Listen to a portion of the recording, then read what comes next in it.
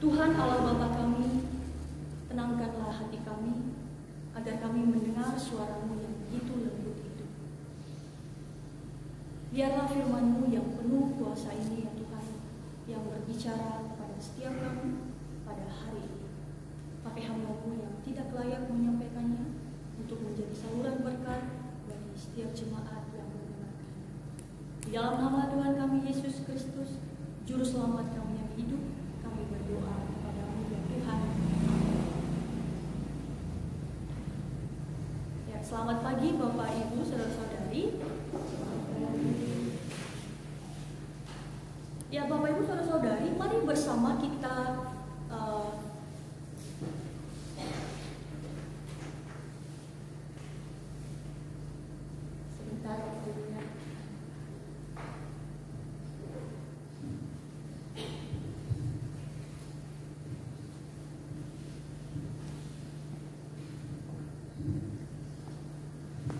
Bapak Ibu saudara-saudari, mari bersama kita membuka Yohanes 20 ayat 24 sampai 29.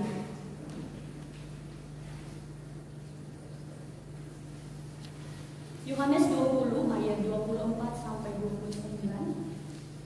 Saya akan mulai membacakannya, kita akan bergantian Bapak Ibu saudara-saudari.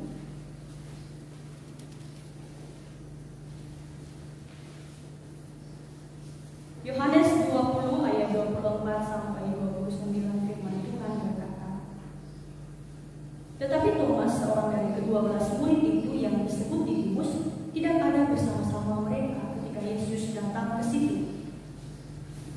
Maka kata murid-murid yang lain itu kepadanya, kami telah melihat Tuhan.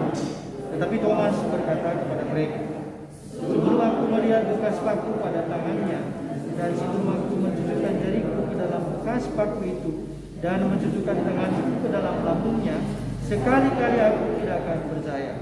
8 hari kemudian murid-murid Yesus berada kembali dalam rumah itu, dan Thomas bersama-sama dengan mereka. Sementara pintu itu terkunci, Yesus datang dan Ia berdiri di tengah-tengah mereka dan berkata, "Damai sejahtera bagi kamu." Kemudian Ia berkata kepada Thomas, "Taruhlah jarimu di sini dan lihatlah tanganku. Ulurkanlah tanganmu dan cucukkan ke dalam lambungku, dan jangan engkau tidak percaya lagi, melainkan percaya." Thomas menjawab Dia, "Ya Tuhanku dan Allahku." Kata Yesus kepadanya, "Karena engkau telah melihat aku, maka engkau percaya. Berbahagialah mereka yang tidak melihat, namun percaya." Sedemikian jauh pembacaan firman Tuhan pada hari ini. Yang berbahagia adalah setiap kita yang melakukan dan merenungkan dan melakukan firman itu di dalam kehidupan kita sehari-hari. Bapak Ibu saudara-saudari, membuka perikop ini, narator langsung memberitahukan kepada kita secara langsung di dalam ayat 24 yang menjadi penting untuk perikop ini. Yang menjadi penting untuk perikop ini adalah plot bahwa Thomas tidak dengan mereka pada saat Yesus menampakkan diri kepada murid-murid di perikop atas 20:19 sampai 23. Penting bagi perikop ini plot bahwa Thomas sedang tidak ada bersama dengan murid-murid pada saat Yesus menampakkan diri kepada murid-muridnya.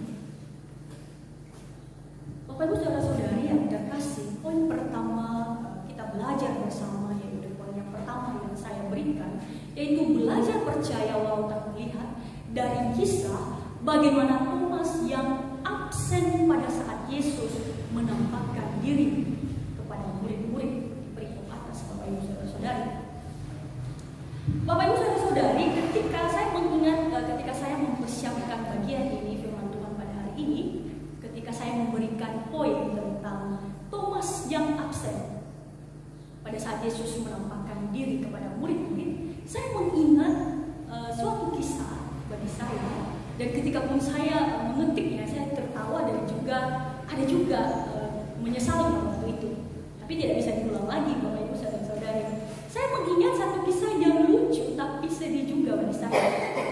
Jadi pada saat saya menulis skripsi, jadi di kampus kami itu setelah kami lulus lalu dinyatakan bisa lanjut ke skripsi, lalu kami masuk di dalam ruang riset, ruang skripsi bersama dengan teman-teman yang lain juga yang sedang menulis pada Jadi selama pengerjaan skripsi, maka mengerjakannya itu harus di dalam ruangan itu. Dan bukan berarti karena tidak melakukan proses, tidak lagi mengikuti proses pembelajaran, lalu kami boleh seenaknya jam 10, enggak begitu. Jadi harus sesuai dengan proses pembelajaran, jam pembelajaran di kampus.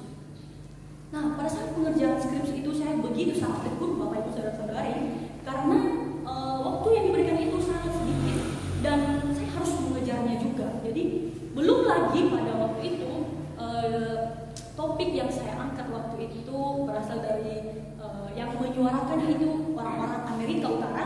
Jadi buku-bukunya itu masih belum diterjemahkan dan ini masih sangat baru konsep ini. Jadi yang saya hindari itu memang buku-buku yang bahasa Inggris gitu ya. Tapi Tuhan ternyata izinkan saya untuk menuliskan hal itu. Kira-kira begitu apa namanya? Kadang-kadang apa yang kita hindari malah itu yang Tuhan berikan. Makanya itu juga yang membuat saya pada akhirnya setiap hari harus pokoknya datang ke ruang skripsi itu supaya juga selesai tepat pada waktunya. Lalu dalam pengerjaan itu saya ingat sekali, saya kadang-kadang teman-teman jam tidur siang, mereka balik, beberapa kami tetap di ruang skripsi itu, lalu kadang-kadang juga sampai malam Bapak Ibu Saudara-saudari di ruang skripsi itu.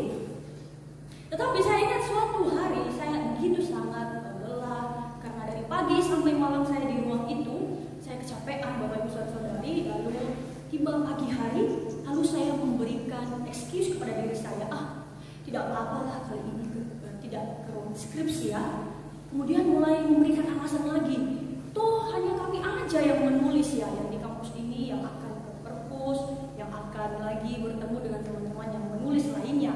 Karena teman-teman di semester 7 ke bawah itu mereka sudah pergi pelayanan praktik 2 bulan. Karena saya ingat waktu itu kejadiannya Juni-Juli. Jadi kampus itu sepi, hanya kami yang menulis yang tinggal di asrama pada waktu itu. Jadi saya memberikan banyak alasan dalam diri saya bahwa spirit tepat waktu ke perpus pasti longgar itu mah. Jadi dalam pikiran, nggak apa-apa lah, ke ruang skripsi juga kami aja yang kesana nantinya. Itu juga kemarin-kemarin ada yang ke ruang skripsi itu, nggak ada yang ngecek juga. Karena suasana pembelajaran juga tidak ada gitu ya. Tapi peraturannya, kami yang tinggal di asrama tetap harus mengikuti jam pembelajaran seperti biasa. Jadi setelah karena capek gitu ya, setelah makan saya buru-buru bukan ke ruang skripsi itu, saya buru-buru naik, saya langsung ke kamar saya. Jadi di dalam pikiran bisa satu hari itulah saya bisa kerja sambil duduk, sambil tiduran gitu ya, selonjoran. Kalau di ruang skripsi kan nggak bisa gitu ya. Jadi saya memberi excuse dalam diri saya pada hari ini. Kemudian di jam 8:30 itu masih aman, enak banget minum kopi, habis itu minum susu gitu ya, habis waktu juga ya. Lalu tiba-tiba jam 9 telepon Asri berbunyi, lalu ibu asrama saya ngomong, "Tia, kenapa tidak ada di ruang skripsi? Bapak bidang kemahasiswaan sedang berada di ruang skripsi." Dalam hati saya langsung ngomong begini, "Oh Tuhan, kenapa pas saya nggak ada di situ? Biasanya hari-hari itu saya ada di situ. Kenapa pas dosen mengecek saya nggak ada di sana? Padahal sebelum-sebelumnya saya hadir di sana." Saya buru-buru ambil tas, saya menuju ruang skripsi itu, dan alhasil saya kena teguran Bapak Ibu Saudara-saudari karena memang saya salah. Saya hanya diam karena memang saya sedang salah pada waktu itu. Lalu saya ingat sekali Bapak Ibu asrama saya bercanda bilang begini kepada beberapa kami itu yang tidak ke perpus pada saat itu, biasanya hadir ya, tapi tiba-tiba nggak hadir, tapi bapaknya datang ya. Jadi kami tertawa di situ, tapi di dalam hati saya kecewa sekali. Saya dinilainya jadi saya nggak hadir itu, padahal hari-hari sebelumnya itu saya selalu hadir, Kamis beberapa itu selalu hadir. Kemudian satu mahasiswa luar berkata kepada kami seperti begini, "Ya biasanya hadir ya kalian, tiba-tiba pas hadir kena sidang dong." Lalu kami tertawa, tapi dalam hati juga lagi-lagi menyesal gitu ya. Terus satu perkataan yang begitu menyayat pada waktu itu, dia berkata demikian, "Makanya ya penting konsisten itu." Hari itu saya hanya menyesal, padahal hari-hari lainnya saya terus menerus ada di ruang dosen kami sedang menanyakan sudah sampai bab berapa. Bapak Ibu Saudara-saudari, dalam bagian firman Tuhan hari ini kita melihat Thomas yang karena ketidakhadirannya pada saat itu, pada saat Tuhan Yesus menampakkan diri kepada murid-murid, keluar dari mulutnya menolak untuk percaya.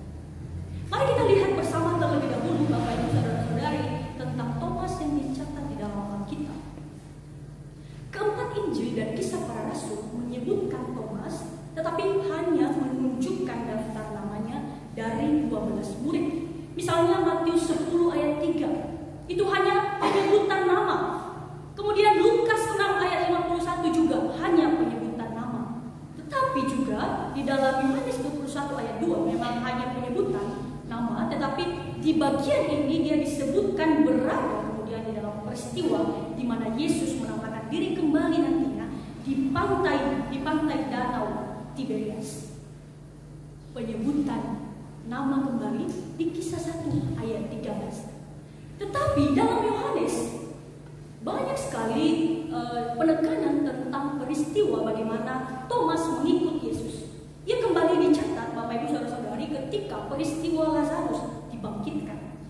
Setelah Lazarus mati, Yesus berkata, mari kita kembali ke Yudea, yang mana nanti tujuannya membangkitkan Lazarus, Bapak Ibu Saudara-saudari. Tetapi murid-murid yang lain itu, Bapak Ibu Saudara-saudari, kata mereka memprotes, Rabi, baru-baru ini orang-orang Yahudi itu mencoba melempari engkau. Masih maukah engkau kembali ke sana? Tetapi kita melihat Thomaslah yang berkata, marilah kita pergi juga untuk mati bersama-sama dengan dia. Suatu pengakuan yang sangat berat. Kemudian dalam Yohanes 14 ayat 5, pertanyaan Thomas, Tuhan, kami tidak tahu kemana engkau pergi. Jadi bagaimana kami tahu jalan ke sana? Lalu Yesus menjawab, Akulah jalan dan kebenaran dan hidup. Tidak ada seorang pun yang datang kepada Bapa kalau tidak melalui aku. Beberapa kali dalam pertanyaannya memberikan kesempatan untuk pernyataan Yesus, aku yang keenam dalam Injil, dalam hal menyampaikan bahwa ia adalah jalan dan kebenaran dan hidup. Bapak Ibu Saudara-saudari, di sini kita melihat meski Thomas tidak banyak disorot, tetapi melaluinya momen-momen yang dicatat itu begitu sangat penting dan sangat krusial. Yesus justru banyak memakai momen ini, momen-momen bersama dengan Thomas ini untuk membukakan kebenaran kepadanya, banyak dibukakan kebenaran kepadanya dan melalui dia, dan dia mendengar, dan bahkan di dalam pertanyaan-pertanyaannya Tuhan menyatakan kebesarannya. Tetapi kita melihat dalam perikop ini, hanya karena ketidakhadirannya pada saat itu membuat dia ragu dan tidak percaya. Bapak Ibu Saudara-saudari, dalam peristiwa penampakan Tuhan Yesus kepada murid-murid ini, perikop atas itu dan di perikop atas, dan Yesus menampakkan diri kembali, di mana kali ini Thomas hadir bersama murid-murid lainnya. Ada hal yang sama Bapak Ibu Saudara-saudari, hari penampakan Tuhan Yesus kepada murid-murid yaitu pada hari Tuhan. Kemudian penampakannya yang kedua juga merupakan hari Tuhan. Bisa dibandingkan di 20 ayat 19 dan 26 sesuai dengan perhitungan hari raya orang Yahudi. Para murid di sini telah memutuskan untuk bertemu lagi pada hari Tuhan berikutnya. Alasan ketidakhadiran Thomas memang tidak diberitahukan kepada kita dalam Alkitab. Tetapi beberapa penafsir mengatakan harusnya Thomas tahu tentang perkumpulan pada hari itu. Apalagi dia seorang murid, pasti mengetahui mengenai perkumpulan pada hari itu. Ada juga penafsir yang mengatakan bisa saja dalam hatinya itu mulai bergejolak menghadapi situasi saat itu, mempertanyakan, meragu. Di sisi lain, dia juga sedang mensarikan berbagai pengalamannya bersama dengan Tuhan Yesus selama ini, berbagai kebenaran yang dia terima. Bapak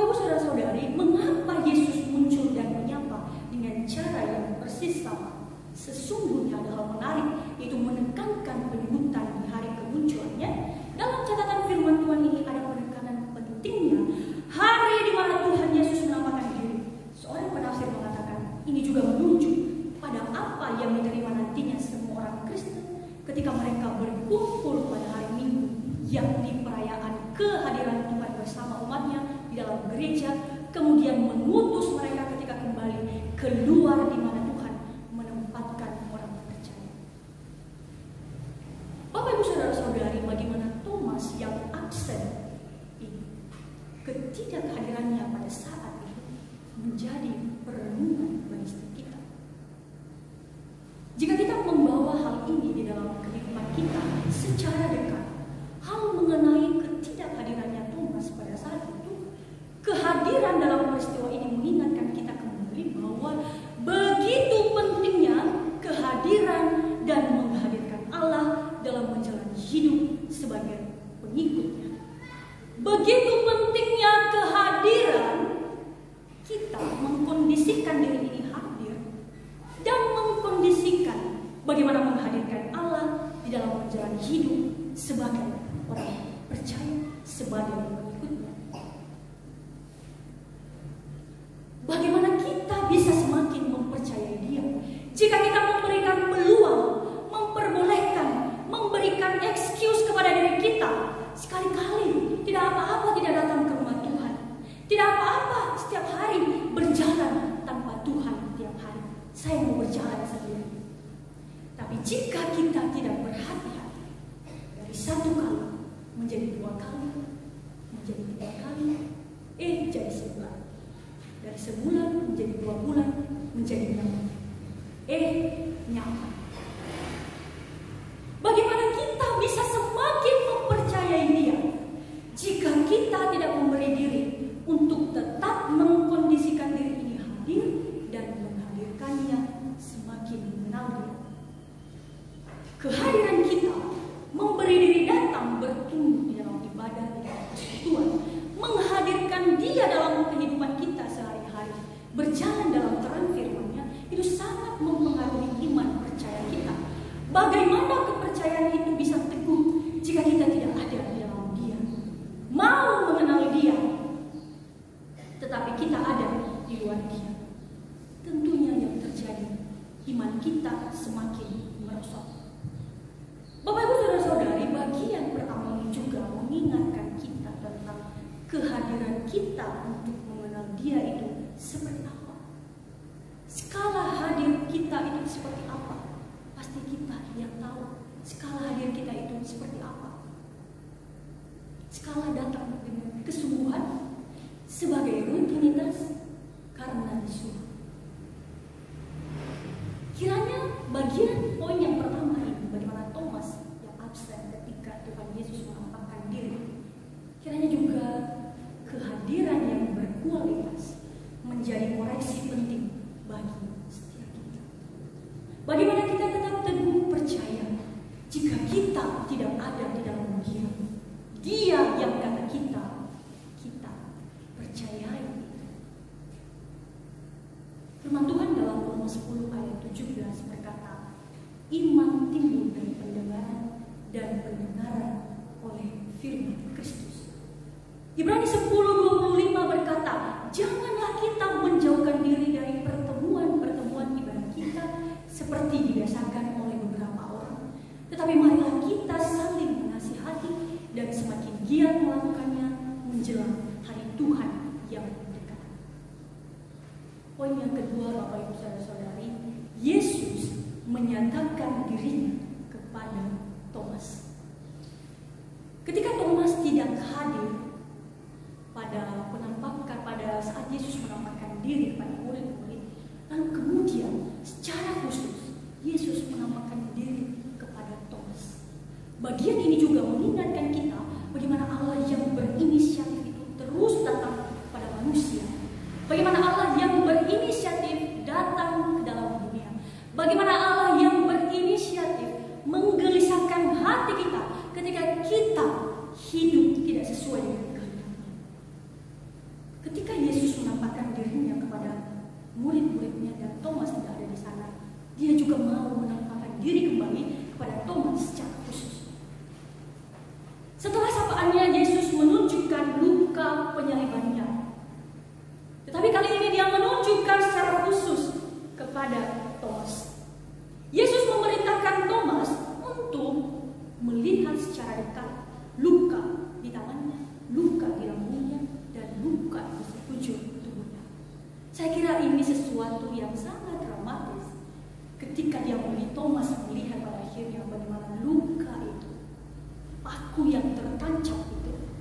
Dan bagaimana luka di sekujur tubuh Tuhan Yesus, dan bagaimana luka tombak di lambungnya, bekas luka tombak. Ketika Tuhan Yesus memerintahkan Thomas untuk melakukan apa yang dia tuntut ketika dihadapkan dengan kesaksian para murid, ketika Tuhan Yesus menyarankan Thomas untuk menyentuh luka-lukanya, dimaksudkan sebenarnya untuk mempermalukannya. Yesus menerima tantangan Thomas dalam segala hal hingga detail terkecil dan menunjukkannya sebagai teguran kerasnya. Thomas tidak menyentuh Yesus pada akhirnya. Dia hanya melihat. Dan ini dikonfirmasi dalam ayat ke-29 ketika Yesus berkata bahwa kepercayaan Thomas berasal dari melihat. Bagaimana mungkin dia tidak percaya? Ia melihat bahwa benar yang dilihatnya itu adalah Yesus. Bahkan Thomas mengetahui bahwa ia adalah Tuhan Yesus ketika Yesus menyuruhnya untuk menyentuh dan melihat secara langsung bekas lukanya. Dia mengetahui bahwa yang ada di hadapannya adalah Tuhan, yang adalah Allah, yang ditandai dengan kemahatauan dari Yesus. Yesus sudah mengetahui percakapan tidak percayanya kepada murid-murid. Tuhan Yesus mengetahui perkataan Thomas yang mengatakan, "Sebelum aku melihat bekas paku pada tangannya, dan sebelum aku mencucukkan jariku ke dalam bekas paku itu, dan mencucukkan tanganku ke dalam lambungnya, sekali-kali aku tidak akan percaya." Dan Tuhan sudah tahu akan hal itu. Dan Thomas di situ mengetahui ia adalah Allah. Bahkan sebelum dia melihat dan yang katanya dia mencucukkan jarinya ke dalam bekas luka itu. Tuhan yang mengetahui perkataan tidak percaya itu. Bahkan Thomas sudah mengetahui dia adalah Yesus, dia adalah Allah. Bapak Ibu saudara-saudari, adakah kita seperti Thomas pada hari ini? Yang seakan-akan keadaan masih begitu gelap, masih begitu abu-abu. Tetapi kita melihat dalam bagian ini, bahkan satu kisah yang begitu luar biasa ini. Bukankah ini suatu penguatan yang lebih besar dari apapun? Bahkan di dalam Alkitab dicatat bagaimana secara jujur Alkitab menuliskan kisah-kisah bagaimana para pendahulu-pendahulu kita, saksi-saksi sebelum kita, sesungguhnya bagian ini juga mengoreksi hati kita. Tidak adakah penyertaan Tuhan sampai kita tidak percaya?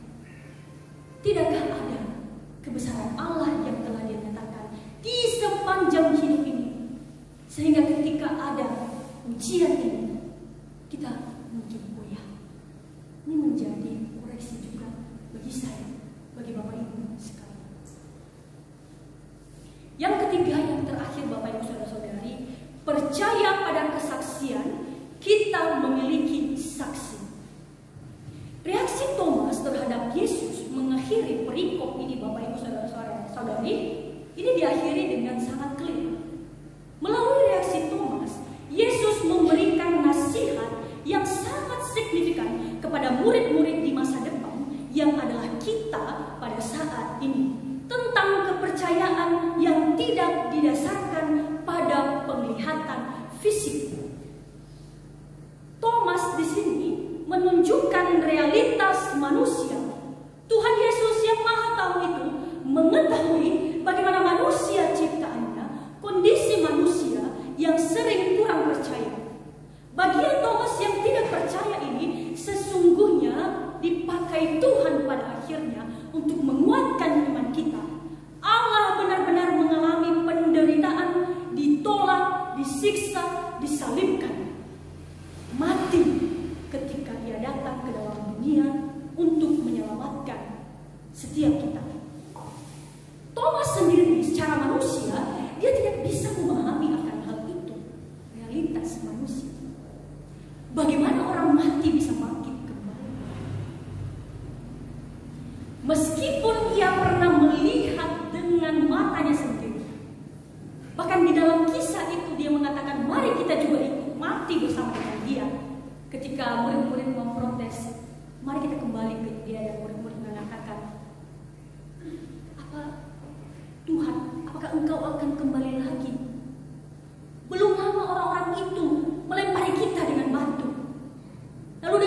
dia mengatakan, mari kita juga mati bersama dengan dia. Tapi dalam bagian ini, Thomas mewakilkan realitas manusia. Dan dia pun melihat bagaimana Lazarus dibangkitkan. Meskipun dia pernah melihat bagaimana Lazarus dibangkitkan, dia perlu melihat dan menyentuh luka dari penyaliban itu dan melihatnya secara langsung. Bahkan dia mengatakan dia mencucukkan. Bagaimana itu Bapak Ibu Saudara-saudara? Bukan hanya melihat, dia mau melihat secara dekat dan mencucukkan jarinya itu ke bekas-bekas luka itu. Bapak Ibu Saudara-saudari, konflik yang disajikan di sini sesungguhnya memberikan jaminan kepada kita. Thomas yang meragukan adalah orang yang menolak untuk mempercayai sesuatu tanpa bukti, realitas manusia. Thomas mengklaim dia tidak akan percaya tanpa bukti fisik yang sangat konkret. Menjawab kita pada zaman ini, Thomas tadinya tidak percaya, tetapi akhirnya dia percaya. Mematahkan sanggahan orang yang tidak percaya, yang mengatakan bahwa itu kesaksian kalau dia bangkit, Tuhan Yesus bangkit, itu berita bohong, itu berita palsu. Pasti yang baik-baik yang akan disampaikan oleh para murid. Bagaimana tidak? Murid-murid menyampaikan hal-hal yang baik. Mereka adalah murid-murid. Yesus adalah mereka yang percayai. Murid-murid itu mengikutnya. Itu berita bohong. Tetapi kita melihat ada murid yang tidak mempercayai akan hal itu pada awalnya karena ketidakhadiran itu. Tetapi dia telah melihatnya. Ketika dia melihat Yesus, dia mengatakan, "Ya Tuhanku dan Allahku." Dan hal ini menjadi bukti bagi setiap kita, menjadi bukti bagi setiap orang percaya pada saat ini. Thomas menyatakan Tuhanku dan Allahku. Pengakuan terkait identitas Yesus yang adalah Allah. Thomas juga mengakui hubungan pribadinya sendiri pada akhirnya dengan Tuhan Yesus. Perkataan Tuhan Allah, Thomas mengakui dan percaya. Dua gelar ini pada akhirnya memberikan jaminan, memberikan kesimpulan yang tepat untuk Injil sesuai dengan pernyataan pembukaan dari Yohanes 1 ayat 1. Firman itu adalah Allah. Bapak Ibu Saudara-saudari, pernyataan Thomas berbicara melampaui penegasan tentang kebangkitan dan membahas makna kebangkitan. Kebangkitan mengungkapkan siapa Yesus sebenarnya. Kebangkitannya menunjukkan bahwa dia adalah Allah. Tokoh yang sangat berpengaruh sekalipun ketika meninggalkan dunia ini tidak bangkit. Tapi Yesus bangkit karena dia adalah Allah. Ketika Thomas melihat di hadapan Yesus itu, dia malu dan dia menyesal karena kalimat tidak percayanya yang keluar dari mulutnya. Hal ini sesungguhnya menunjukkan realitas manusia. Begitu lemahnya manusia sehingga manusia terus membutuhkan terkoneksi dengan Allah. Teguran Yesus terhadap Thomas bukan karena apa yang dia belum lihat, tetapi untuk apa yang telah dia lihat namun gagal untuk percaya. Thomas memuji Allah dan dia juga sekaligus malu karena dia tidak percaya. Dia adalah muridnya yang bersama-sama dengan Tuhan Yesus. Dalam pengajaran kepada orang banyak, khususnya lagi ketika mereka bersama-sama dengan Yesus. Alkitab bahkan beberapa kali mencatat bagaimana para murid ini memiliki pengajaran yang berbeda dari orang banyak yang mendengarkan Yesus. Seperti pada saat Yesus mengajar memakai perumpamaan seorang penabur, di situ ada pengajaran yang hanya antara murid-murid dan Yesus. Melihat hal itu, itulah yang membuat pada akhirnya Thomas begitu malu. Dia memiliki pengalaman yang begitu banyak bersama Tuhan Yesus. Tetapi ketika diperhadapkan dengan satu peristiwa yang bahkan Thomas pernah melihat mukjizat, Tuhan Yesus bahkan juga memberitahukan tentang penderitaannya terkait ia yang akan melakukan karya penebusan itu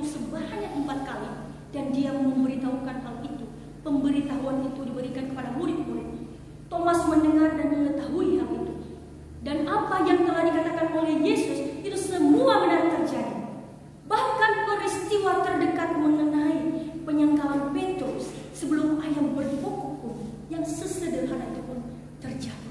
Mengingat hal itu, Thomas begitu malu dan dia menyembah Tuhan Yesus. Sehingga keluar dari mulutnya dengan penegasan yang sangat begitu indah, gelar daripada Tuhan Yesus, Tuhanku dan Allahku. Sekali lagi, teguran Yesus terhadap Thomas bukan karena apa yang dia belum lihat, tetapi untuk apa yang telah dia lihat, namun dia gagal untuk percaya terkait hal-hal ketika mereka bersama-sama. Sehingga Bapak Ibu Saudara-saudari, kata berbahagialah menunjuk tentang kebenaran Ia adalah Allah yang benar. Kata berbahagialah menunjuk kepada murid-murid yang adalah kita, orang percaya pada hari ini, orang Kristen pada saat ini. Realitasnya manusia begitu rentan tidak percaya. Contoh realitas itu pun Thomas bahkan pernah bersama dengan Yesus.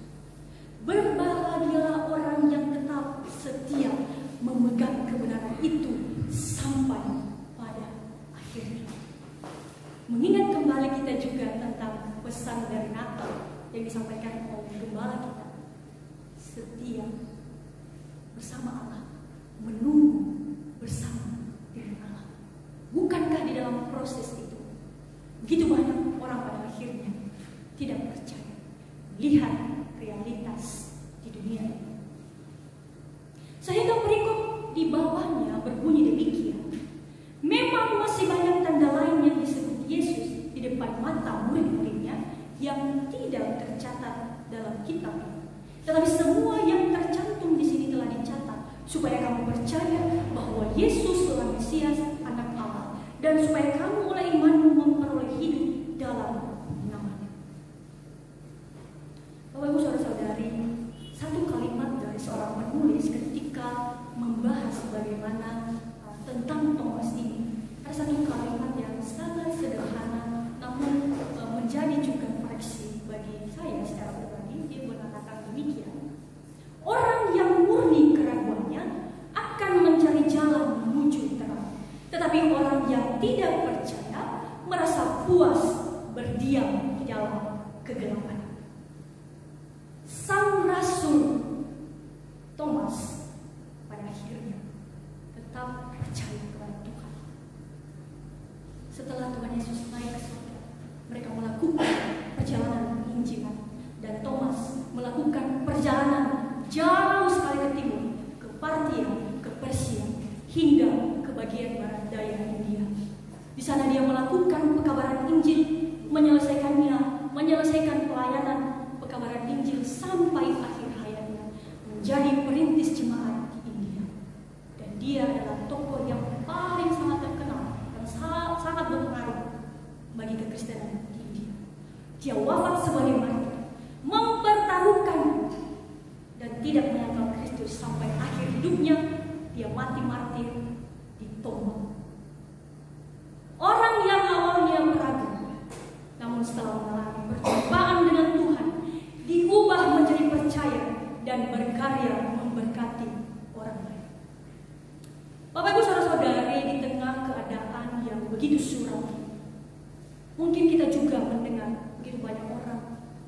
Mungkin kita mendengar akhir-akhir ini ada orang yang meninggalkan Tuhan dan mungkin kita tergoncang. Banyak orang percaya pada akhirnya menyangkal Tuhan Yesus. Bukankah di dalam Ibrani 12 ayat 1 sampai 2? Karena kita mempunyai banyak saksi bagaikan awan yang mengelilingi kita, marilah kita menanggalkan semua beban dan dosa yang begitu merintangi kita, dan berlomba dengan tekun dalam perlombaan yang diwajibkan bagi kita. Marilah kita melakukannya dengan mata yang tertuju kepada Yesus yang memimpin kita dalam iman dan yang membawa iman kita itu kepada kesempurnaan, yang dengan mengabaikan kehinaan tekun memikul salib ganti sukacita yang disediakan bagi Dia yang sekarang duduk di sebelah kanan tahta Allah. Kita memiliki Allah yang hidup. Kita diberikan firman. Kita memiliki saksi. Bapak Ibu Saudara-saudari,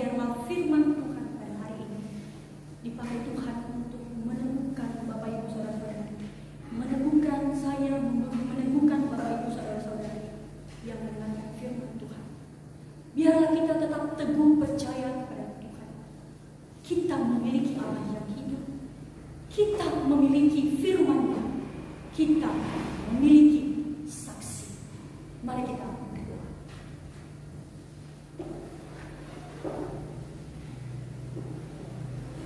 Tuhan Allah Bapa kami, dari perenungan tentang Rasul Thomas membukakan kepada kami tentang realitas kami sebagai manusia. Tetapi kemudian ya Tuhan, dalam pemeliharaan Engkau juga memakai kisah dari Rasul Thomas ini untuk menguatkan kami, untuk membukakan kebenaran kepada kami. Bahkan Thomas pernah tidak percaya, tetapi dia telah melihat Engkau dan dia percaya. Bahkan sampai akhir hidupnya dia mati martir dan dia sekali-kali tidak menyangkal Tuhan pada akhir hidupnya. Tuhan, begitu banyak rintangan dalam hidup kami, realitas di dunia ini ya Tuhan. Bahkan mungkin gejolak di dalam diri kami, bahkan mungkin kami melihat fakta-fakta di dalam dunia ini ya Tuhan, mungkin mengguncang iman percaya kami. Tuhan, tolong kami manusia yang lemah, dengan kerendahan hati ya Tuhan. Kami berterima kasih Engkau mengingatkan kami juga di dalam kisah Thomas ini. Pentingnya kami terus mengkondisikan diri kami, menghadirkan Engkau, dan mengkondisikan diri kami untuk hadir di dalam setiap persekutuan kami, menghadirkan Engkau di dalam perjalanan kehidupan kami hari demi hari melalui firman. Terima kasih Tuhan, melalui Thomas pada hari ini, yang mana kisahnya Engkau Tuhan memakainya kembali untuk menguatkan kami. Terima kasih untuk Engkau yang menguatkan kami, bahkan mengingat kami dalam bagian firman Tuhan ini. Berbahagialah setiap kami yang memegang kebenaran itu sampai akhir hidup kami, walaupun kami tidak melihat Engkau secara